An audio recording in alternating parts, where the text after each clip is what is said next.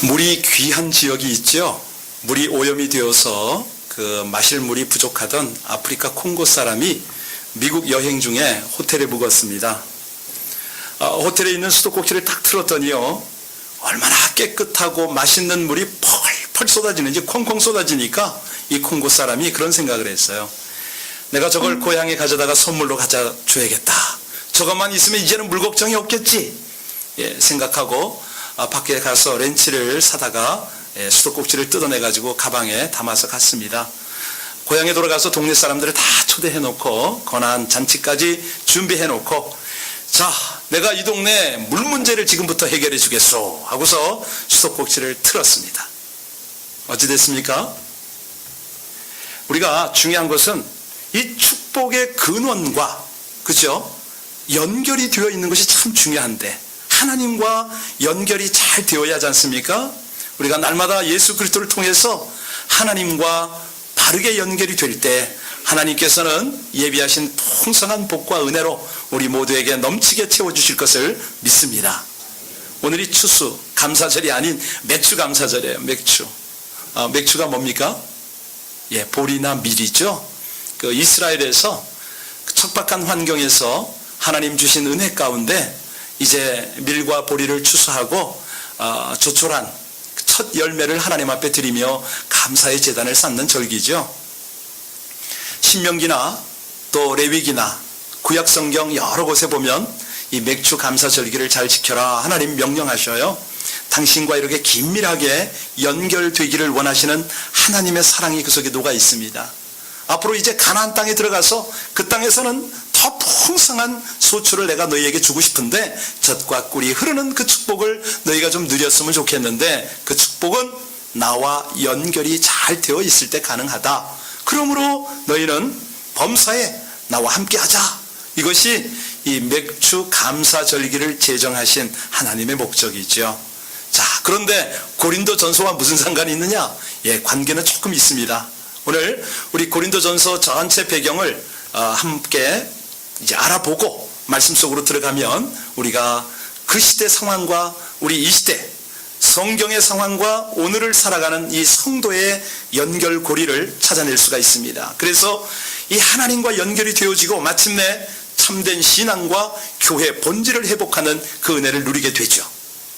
오늘 설교 제목이 떴으면 좋겠는데요. 자, 이 고린도는 어떤 지역이었느냐? 당시는 로마가 통치하고 있었습니다. 로마 황제가 재건했거든요. 그래서 로마 총독이 주재하는 곳이기도 했고 아가야 지방의 수도였습니다. 동서가 바다로 되어 있어요. 그래서 아시아와 연결을 짓는 중요한 요충지입니다. 상업의 중심지가 되겠죠?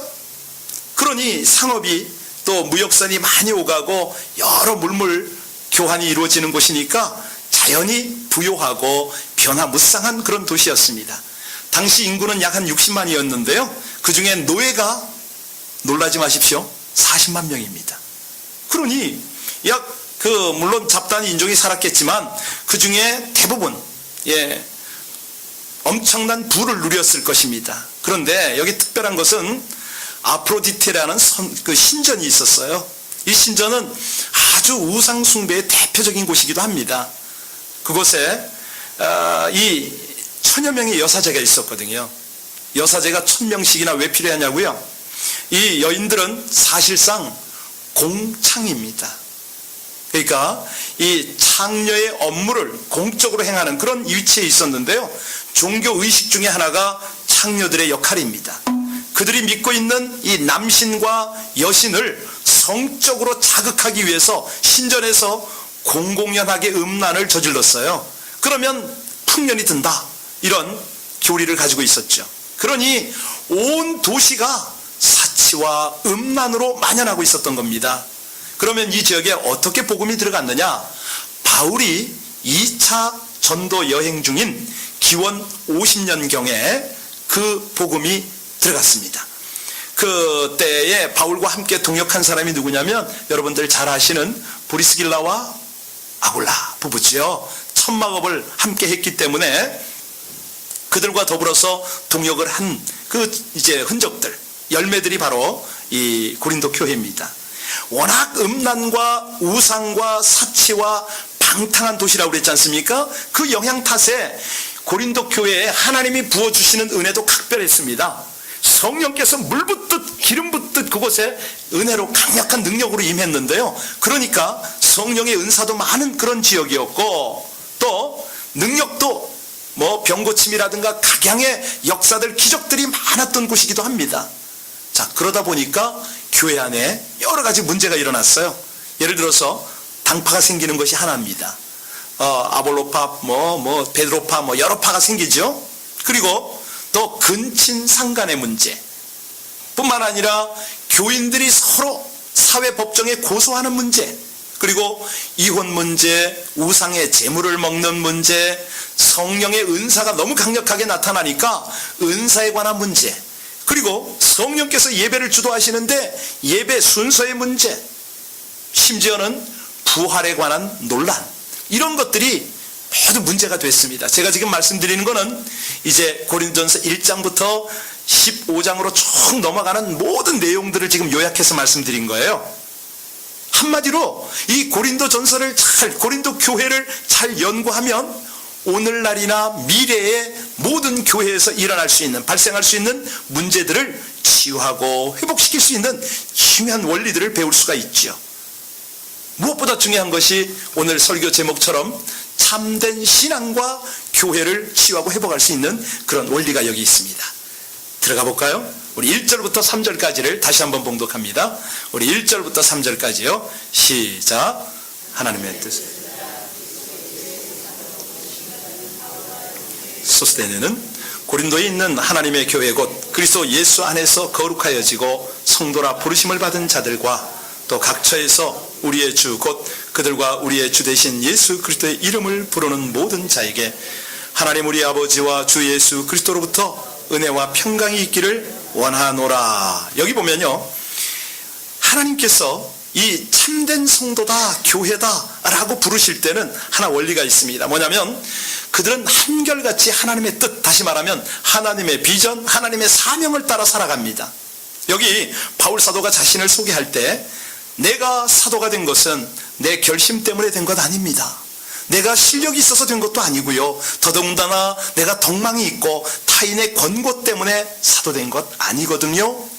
저는 하나님의 뜻을 따라 사도가 되었습니다. 이거를 강조하고 있습니다. 이 말을 한 번만 더 생각해 보세요. 무슨 뜻입니까?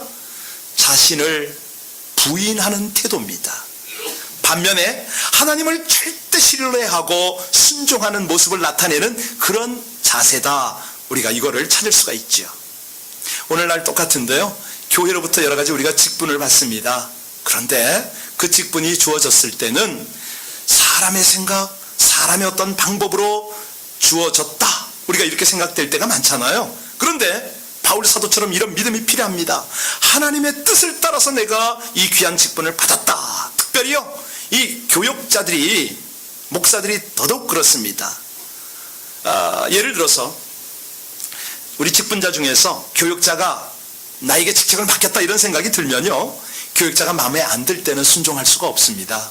그리고 교회 전체 공동체가 나를 자극할 때 거기에 충성할 수가 없죠. 아마도 비난이나 변명을 할 수 있는데 이럴 때는 하나님이 복을 주실 수가 없습니다. 기뻐하실 수가 없죠. 하나님이 가장 기뻐하는 하나님의 사람은 어떤 사람이냐, 어떤 교회가 하나님이 가장 기뻐하는 교회냐, 그 자세는요 오직 하나님만을 높이는 것입니다. 하나님의 뜻을 따라 충성을 다하는 거죠. 사실 저와 여러분도 마찬가지입니다만은 사람들마다 좋아하는 일이 있고 또 잘하는 일들이 있죠. 가장 행복한 사람이 어떤 사람입니까? 아마도 자기가 좋아하는 일, 자기가 잘하는 일, 이런 걸 가지고 직업으로 삼고 살아가는 사람이겠죠. 예를 들어서 취미가 직장이 되고 그것이 사업이 되는 사람, 축복된 사람입니다. 목회자는 목회보다도 더 재밌고 신나는 일을 찾아서는 안 되죠. 내 취미는 골프입니다. 그럴 수 있어요. 그럼에도 불구하고 자신이 목회에 관해서는 그 안에서 행복을 찾아야 될 것이고, 마지못해 억지로 죽지 못해서 먹고 살기 위해서 목사 일을 한다, 이것만큼 안타까운 일은 없겠죠. 여러분 모두가 하나님께서 맡기신 일을 사명처럼 생각하시기를 주의 이름으로 축복합니다. 사명이란 무슨 뜻입니까? 내 목숨과 바꾸어도 아깝지 않은 일, 이걸 우리는 사명이다 라고 말합니다. 믿음의 사람들의 사명은요, 하나님의 나라, 하나님의 복음, 이것이 확장되어지고 건설이 되어질 때는 목숨을 초계와 같이 던지는 사람들이 믿음의 사람이죠. 나에게 맡겨진 사명을 위해서 목숨을 던질 만한 용단이 필요할 텐데요, 목숨 걸고 던지는 희생, 이걸 우리는 뭐라고 그럽니까? 사명이라 이렇게 말합니다. 사명을 위해서 사는 사람, 아름답고 귀한 삶인 줄로 믿습니다. 사명을 감당하기까지는 결코 하나님이 죽지 않도록 하심을 믿습니다. 그렇죠. 우리가 사실 사명을 감당할 때나 주의 일을 할 때 경계해야 할 일이 있습니다. 그것이 뭐냐면 내 뜻, 나의 의, 나의 자랑, 이것을 너무 내세우지 않도록 하는 것이죠. 물론 내가 열심히 해서 애쓰고 수고해서 아름다운 열매를 맺었다 할지라도 하나님의 은혜입니다, 하나님의 능력으로 이루어진 것뿐입니다, 오직 종은 무익한 종입니다, 이런 고백할 때 하나님의 기쁨이 충만할 줄로 믿으시기 바랍니다. 하나님의 손을 따라 그렇게 일꾼되고 그렇게 살아가는 것이죠. 어제는 느닷없이 오후에 아주 안타까운 전화를 받았어요. 아직 우리 장로님에게도 말씀 못 드렸는데 북경교회에 함께 출석하고 신앙생활했던 집사님이 전화가 왔어요. 전화에 떨리는 음성이 왠지 불안하더라고요. 그런데 내용인즉슨 7월 4일 내일 모레 저희 집에 한 달간 와 있기로 했던 어떤 이 청년의 이야기입니다. 지금 오클라호마에 교환학생 비슷하게 유학을 와 있는데 이 아이에게 사고가 생긴 거예요. 사고의 내용은 북경에서 자기 선배들에게 경험했던 것들을 그대로 후배에게 했다는데요. 그 내용이 포르노 영화를 보여주고 온몸을 무엇인가로 때렸답니다. 상처가 나지 않고 이렇게 흔적이 없도록 때렸는데 그 아이가 너무 고통스러운 나머지 그 상처들을 사진을 찍어서 서울에 있는 부모에게 보냈고, 서울에 있는 부모는 여기 폴리스에게 신고를 한 거죠. 잡혀갔습니다. 어제 폴 전사한테 잠깐 얘기를 했어요. 폴 전사, 이런 경우에는 어떻게 되지? 물었더니 그거 쉽지 않겠는데요, 간단하지 않겠는데요, 18살이 넘었습니까? 그러더라고요. 만 18살이에요. 결국 아마도 감옥에서 갇혀 생활하다가 추방을 당하지 않겠나 이런 생각이 드는데요. 여러분, 유학이면 뭐합니까? 아무리 공을 들이고 아무리 투자를 한들 뭐합니까? 우리 자녀들이요, 지금의 티네이저들이, 청년들이 올바른 비전을 못 잡고 하나님의 말씀을 온전히 붙잡지 못하고 살아가면 언제 이런 일이 생길지 모릅니다. 여러분, 우리 온 가정과 더불어 온 교회가, 우리 온 성도가 오직 변함없는 하나님 주신 비전 붙들고 사명 따라 살아가는 삶이 되시기를 주의 이름으로 축복합니다. 이것을요, 오늘 4절부터 6절까지 보시면 견고하게 한다 말씀하세요. 약속을 하세요. 무엇로? 우리 4절부터 6절까지 같이 읽겠습니다. 시작. 그리스도 예수 안에서 너희에게 주신 하나님의 은혜로 말미암아 내가 너희를 위하여 항상 하나님께 감사하노니 이는 너희가 그 안에서 모든 일 곧 모든 언변과 모든 지식의 풍족함으로 그리스도의 증거가 너희 중에, 그렇지요. 언변이라는 것이 뭐냐면 예언하고 가르치고 방언하는 것을 포함합니다. 하나님께 찬양하고 기도하고 복음 증거를 위해서 필요하지요. 그리고 이 지식이란 말은 영적인 진리와 교리를 이해하고 하나님과 이 하나님의 부르심, 그 사명에 대한 특별한 통찰력을 갖게 되는 은사를 포함합니다. 자, 이 고린도 교회가 보면요, 이런 영적 은사와 통찰력을 가지고 있었어요. 그런데 그걸 어디 썼느냐? 음란과 사치와 방탕과 이런 사회적 분위기 속에서 흔들리지 않는 믿음으로 견고한 그런 신앙생활을 하는 바탕으로 이것을 소유했다는 거죠. 이 바울이요, 자기가 떠날 때에는 그렇게 어리게 보였습니다. 누가? 고린도 교인들이. 그런데 이 고린도 교회 성도들이 지금은 말씀과 기도 가운데 너무 견고하게 서가는 모습을 보니까 귀하고 대견해서 하나님께 감사하지 않을 수가 없었던 거죠. 아까 우리는 오클라호마에 유학한 아이의 이야기를 들었습니다. 그런데 예를 들어서 우리 교회에도 지금 어린 심령들이 있지 않습니까? 여러분들이 우리 에린이도 이뻐하고 또 주은이도 이뻐하시고 그러는데 어떠세요? 얘들이 급하면 여러분들이 아무리 좋은 걸 줘도 여러분 품에 옵니까? 다급하면 어떡하죠? 부모 품에, 엄마 품에 달려갑니다. 목사가 아무리 지들한테 잘 보이고 아양을 떨어도 소용없어요. 급하고 위급하면 엄마 품으로 달려가요. 이것이 아이들의 모습이죠. 그렇죠? 예. 우리가 그렇게 살면, 다시 말하면 하나님의 말씀을 붙잡고 기도 가운데로 들어가면 하나님이 푹 안아주시는데, 문제는 뭐냐면 어떤 사람은 하나님과 이 교제하는 것, 이것이요, 예, 방해를 받는다고 그래요. 왜 방해를 받냐고 그랬더니 하나님께 가려고 하는데 자꾸 죄가 저를 막아요. 아니 어쩌면 제가 이렇게 이 습관적인 죄를 벗어 던질 수가 없습니까? 중독에 빠졌어요. 용서해 주십시오. 하나님께 늘 기도한답니다. 그러면서도 그 나쁜 버릇을 계속 하고 있는 거예요. 한 분은요, 예배 드릴 때마다 기도합니다. 하나님, 제 삶에서 하나님과의 교제가 너무너무 중요한 거 잘 아는데 이 거미줄 같은 이런 죄들이 자꾸 가로막고 있습니다. 어쩌면 좋습니까? 그런데 옆에서 듣다 보면 똑같은 기도를 맨날 하는 거예요. 그러면 목사는 어떻게 기도해야 됩니까? 예, 목사도 할 수 없이 중보는 해주는데 허구한 날 똑같은 기도를 하니까 옆에 가서 저는 그렇게 기도합니다. 주여, 그 거미를 죽여주옵소서. 예, 아니 죄의 버릇을 없애려면 때로는요 과감한 결단이 필요하지 않겠습니까? 예, 죄는 발본 원색을 해야 됩니다. 뿌리째 잘라버려야 되거든요. 뿌리를 패내야 돼요. 동일한 죄를 계속 반복하는 것은 성숙한 그리스도인이 아니죠. 죄를 잘라야 하나님 품으로 뛰어들어갈 수가 있는 것입니다. 목회하면서 가장 보람되고 기쁜 것이 뭔지 아십니까? 영적으로 그렇게 초신자였던 교인이 어느 날 보니까 잘 성장하고 계시고 성숙해 가는 겁니다. 과거에는 그렇게 어려 보이던 성도님이 어느 날 보니까 깊고 간절한 기도로 하나님과 교제하고 있는데, 아, 정말 저분 대단하시다. 아니 어떤 때는 그분이요 환경적인 어려움을 겪고 계세요. 물질이나 관계나 여러 가지로 참 낙담할 만한데 그 큰 어려움을 신앙적으로 잘 이겨나가는 것을 보면 신방 갔다 상담하다 제가 도리어 은혜를 받습니다. 여러분, 하나님께서 당신을 의지하고 교제하는 모든 백성은 이처럼 신실하게 붙잡아 주심을 믿으시기 바랍니다. 성령께서 친히 다스리는 거죠. 그래서 제가 할 수 있는 방법이 뭘까요? 제가 목회가 어려울 때 항상 해결하는 방법이 뭐냐면 새벽에 두 손을 딱 듭니다. 하나님, 이 교회 담임 목사는 하나님이십니다.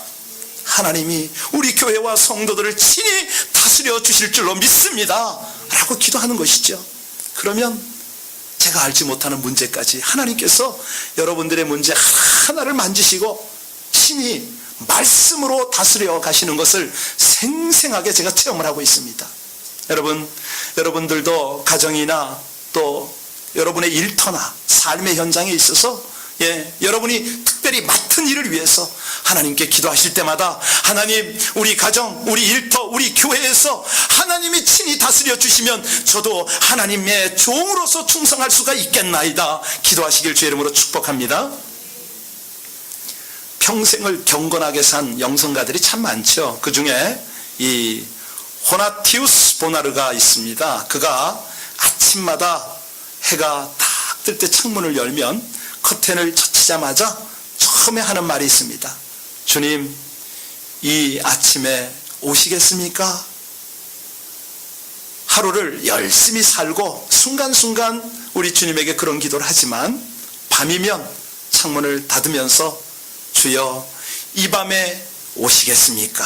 하면서 항상 주님을 맞을 준비를 하고 살았다고 그럽니다. 여러분, 주님이 지금 당장이라도 오시기를 기대하고 기다리는 사람 어떻게 살까요? 이런 삶이 어찌 하나님의 말씀을 거스리며 생활할 수가 있겠습니까? 문제는 오늘날 많은 그리스도인, 많은 교회들의 이 성도들의 마음속에 주님의 오심을 사모하는, 열망하는 그런 간절함이 사라져가고 있다는 거예요. 왜요? 주님 조금만 더 있다 오십시오. 왜 그렇습니까? 세속적인 삶입니다.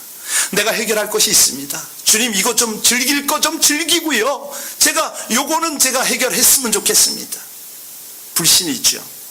여러분, 어떠한 환경 속에서도 우리를 견고케 하시는 하나님의 은혜, 그 하나님의 역사, 그 간절함을 가지시고 믿음을 가지시길 주의 이름으로 축복합니다. 우리 주님이 그 믿음 가지시면, 그렇게 살려고 여러분들이 발버둥 치시면 재림의 날까지 책망할 것 없도록 견고히 붙들어 주신다고 오늘 약속하십니다. 그 말씀이 7절에서 8절이거든요. 우리 같이 읽겠습니다. 7절로 8절입니다. 다 같이요. 시작. 너희가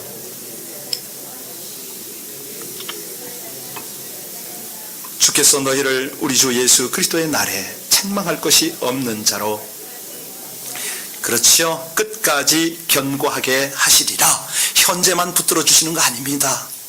주님이 내 재림하시는 날까지 믿음으로 견딜 수 있도록, 그리고 결과가 주님 앞에 책망할 것이 없는 자로 끝까지 견고하게 해주시겠다 약속을 하는데요, 사실 저와 여러분들이 가장 기다리는 것이 있다면 뭡니까? 우리 주 예수 그리스도의 재림의 날이 아닙니까? 아멘을 전혀 안 하실 것 같은데, 사실 그날만이 이 땅에 진정한 하나님의 나라가 이루어지기 때문에 그날을 사모하는 것이죠.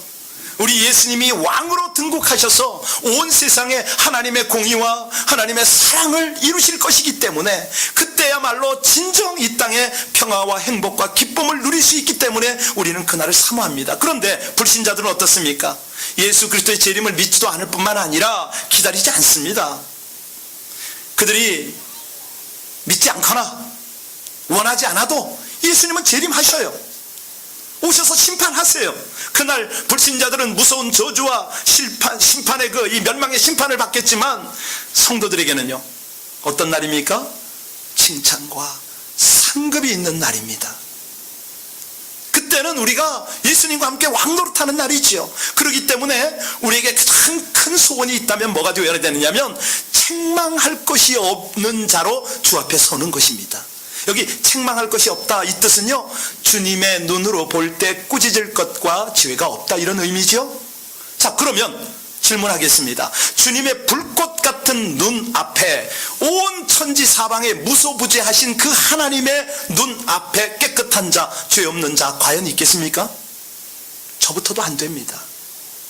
아무도 없을 겁니다. 지금도 우리는 바르게 산다고 하지만 끝없이 죄를 짓고 살아요. 왜? 세상이 점점 혼탁해져서, 고린도와 조금도 다를 것이 없어서 가면 갈수록 점점 죄로 물든 세상에서 우리의 죄가 크면 컸지 피할 길은 없습니다. 그런데 어떻게 바울은 책망할 것이 없는 자로 끝까지 견고하게 하시리라 확신할 수가 있었을까요? 그 해답이 오늘의 결론 9절이지요. 9절 말씀 다 같이 한번 봉독합니다. 시작. 너희를 불러 그의 아들 예수 그리스도 우리 주와 더불어 교제하게 하시는 하나님은, 여기에 중요한 두 가지 귀한 단어가 있습니다. 교제라는 말과 미쁘시도다, 이 말입니다. 하나님은 우리를 친히 부르셨지 않습니까? 성령을 통해서 교제를 하세요. 여러분들이 영생이 있음을 믿으십니까? 영생이 뭡니까? 하나님 나라 가서 영원히 사는 거요? 맞지요. 그것은 일반 교인의 수준이라고 그랬고요, LA 비전교회 성도의 수준은 이 영생이 어떻게 깨달아져야 한다고요? 지금 내 속에 있는 영이, 내 속에 있는 하나님이 주신 스피릿이 하나님의 영과 교제하는 거, 지금도 교제하는 거, 이거를 영의 생명이라고 말씀드렸어요. 이것이 끊어지지 않아야 되죠. 여기 교제란 말이 바로 그런 뜻이에요. 하나님이 성도를 친히 부르셔서 성령을 통해서 교제하신다. 이 교제라는 말이 헬라어로는 코이노니아인데 예수의 연합과 교통, 이걸 의미합니다. 성령과 함께 연합되고 교제하는 것. 그러니까 우리가 조금만 깨어 있으면 우리 안에 있는 영이 하나님을 끊임없이 찾게 돼 있어요. 그분 앞에 돌아가려고 그래요. 그분이 내 안에, 내가 그분 안에 거하는 거죠. 자, 하나님이 우리를 부르시는 목적이 뭡니까? 우리와 연합하고 교통하기 위함임을 믿습니다. 그렇죠. 우리가 부모하고 자녀가 함께 살지 않습니까? 그러면 부모는 자녀에게 할 수 있으면 모든 것을 다 해주기를 기뻐하세요. 요즘에 어떤 아버지가 하와이에 있는 아들이 우울증에 빠졌다고 거의 한 주에 한두 번 저한테 와요. 목사님, 가장 위로와 격려가 되는 말씀이 어딥니까? 성경 말씀 좀 뽑아주세요. 뽑아드렸어요. 그랬더니 그걸 또 손으로 쓰고 계세요. 너무 답답해서 제가 그걸 프린트아웃 해드리면 안 될까요? 그거 됩니까? 왜냐하면 한글로 쓰고 영어로 써야 되니까. 그래서 제가 쫙 그냥 이 웹사이트에 들어가서 쫙쫙 그냥 복사에다가 착착 붙여가지고 한 몇 천 회에 딱 프린트아웃 해드리거든요. 그걸 받아두고 너무너무 기뻐하는 거예요, 그 아버지가. 여러분, 우리 부모는요, 아이를 먹이고 입히고 더러울 때 목욕시켜주고 병들 때 돌봐주고 다 공부시키고 그럽니다. 어느 때까지 그렇게 합니까? 장성해서 스스로 자립할 때까지 그렇게 하는 거죠. 하나님 아버지가 마찬가지예요. 여러분, 우리가 감히 하나님 앞에 나갈 수 없는 허물과 죄가 많은 자녀이지만 하나님은 예수 그리스도를 통해서 우리를 구원하시고 자기 자녀 만들어주시고 성령을 통해서 우리와 친히 사귀면서 우리를 먹이시고 입히시고 때로 범죄할 때라도 보혈로, 예수님의 보혈로 정결하게 우리 모두를 만들어 가시는 그런 은혜가 있음을 믿으시길 바랍니다. 언제까지 그렇게 하신다고요? 장성한 신앙을 가질 때까지, 주님이 재림하실 때까지 그렇게 동거하시면서 교제하기를 원하신다는 거죠. 한번 생각해 보십시오. 우리 인간들은요, 끊임없이 관계를 맺는 존재 아닙니까? 부부관계, 부모와 자녀관계, 스승과 제자관계, 이웃관계, 성도관계, 이런 관계가 건강해야 돼요. 아니, 서로 상처가 있다면 회복이 되어야 되겠죠. 자, 이런 건강해지면, 이런 관계가 건강해지면 궁극적으로 이 모든 것들이 건강해지려면 어떻게 해야 됩니까? 건강해지면 좋겠죠. 그런데 방법이 어디서부터 출발해야 됩니까? 그 모든 기본은, 출발은 하나님과의 건강한 관계의 회복이 있음을 믿으시기 바랍니다. 왜냐하면 하나님이 나를 지으셨잖아요. 하나님이 나를 가장 잘 아시잖아요. 그래서 이 관계라는 것은 만남과 대화를 통해서 깊어지는데요. 여러분들, 제가 부탁드립니다. 우리 성도님들 자칫하면 오해할 수가 있거든요. 어떤 때 남의 말을 잘못 들었을 때, 그럴 때는요, 함께 만나세요. 대화하세요. 주 안에서 대화하셔서 이런 관계들을 건강하게 하세요. 특별히 매일 아침마다 누리는 하나님과의 친밀한 교제를 통해서 내 세포 안에, 내 혈관 안에, 내 모든 삶 안에 건강한 관계를 회복하시며 승리하는 여러분의 삶이 되기를 주의 이름으로 축복합니다. 9절에 보세요. 9절에 보셔요. 다시 한번 보시면 또 하나 단어가 나오죠. 미쁘시다. 미쁘시다. 헬라어로는 피스토스인데요. 신실하다, 믿을만하다, 이런 뜻입니다. 다시 말하면 세상 사람들은 다 변절하고 자기 유익에 따라서 막 그냥 함부로 말도 하고 악한 관계도 만들어가지만 어제나 오늘이나 영원토록 변함없는 분, 그분이 신실하신 미쁘신 분이 있으니 그분이 누구다? 여러분의 아버지라는 거예요. 여러분의 아버지라는 거예요. 우리가 때로 어려움을 만나서 시험 쓸 때 하나님이 그렇게 말씀하십니다. 오직 하나님은 미쁘사 너희가 감당 못할 시험 당함을 허락지 아니하시고 시험 당할 쯤에는 어떻게 하세요? 피할 길을 내사 너희로 능히 감당하게 하시느니라. 뿐만 아니라 데살로니가전서 5장 23절 24절에 보면 평강의 하나님이 친히 너희로 온전히 거룩하게 하시고 또 너희 온 영과 혼과 몸이 우리 주 예수 그리스도의 강림하실 때에 흠없게 보존되기를 원하노라, 이렇게 말씀하세요. 세상 사람들의 약속은 얼마든지 변질됩니다. 변할 수 있습니다. 그러나 하나님은 영원토록 그 약속대로 행하시는 참으로 신실하시고 미쁘신 우리의 아버지가 되심을 믿습니다. 하나님의 뜻을 따라 살아가려는 우리 성도들, 우리 교회들을 하나님이 그러니 가만히 두시겠습니까? 말씀과 기도로 하나님과 접속하려는 하나님의 성도와 교회를 그냥 내버려 두시겠습니까? 여러분, 하나님을 대적하는 세상, 하나님을 대적하는 사단은요, 성도와 교회 공동체를 멸시합니다. 그러나 우리가 그리스도인들이 진정으로 교제를 이룬다면 이것이야말로 하나님의 축복이죠. 왠지 아세요? 그 어떤 목사님의 표현대로 하라면 세상과 맞짱 뜨는 사람들, 청년들 용어인데요. 청년들하고 목회할 때 제가 이런 말 많이 했습니다만, 자, 세상과 맞서는 사람들에게 가장 필요한 것이 있다면 뭘까요? 하나님과 성도의 진정한 교제라는 것이죠.